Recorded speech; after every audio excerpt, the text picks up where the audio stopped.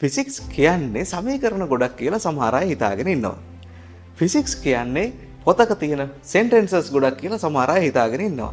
නමුත් ඒ ෆිසික්ස් නෙවෙයි. එහෙනම් ඇත්තටම මොකද්ද ෆිසික්ස් කියන්නේ? ෆිසික්ස් කියන්නේ මෙන්න මෙහෙම දෙයක්.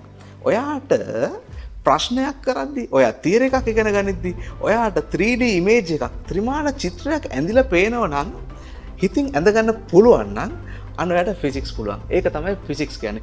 එහෙම වුණොතින් ඔයාගේ බ්‍රේන් එක ඔයාට සපෝට් කරනවා. කොහොමද සපෝට් කරන්නේ? ඔයාට ඕන බ්ලඩ් ප්‍රෙෂර් එක හදලා දෙනවා. ඔයාට ඕන බ්ලඩ් ෂුගර් ලෙවල් එක හදලා දෙනවා.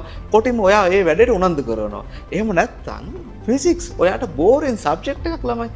අපි මෙහෙම හිතමු. මම ඇහුවොතින් මම කිව්වොතින් මම නෙළුම් කුරුණුලට ගිහින් මම බෝලයක් අතාරිනවා.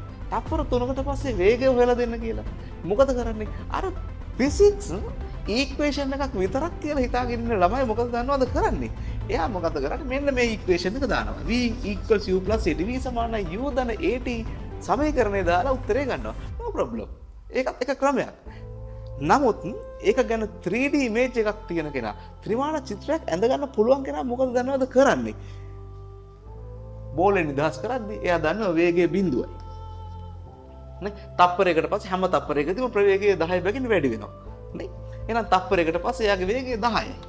තව තප්පරයකට පස්සේ එයාගේ වේගය 20යි. තව තප්පරයකට පස්සේ ඒ කියන්නේ තප්පර 3කට පස්සේ වේගය 30යි. මොකද හැම තප්පරයකදීම ප්‍රවේගය 10 බැගින් වැඩි වෙනවා. තප්පර 3කට පස්සේ ප්‍රවේගය 30යි. අන්න ඒක තමයි ෆිසික්ස් කියන්නේ.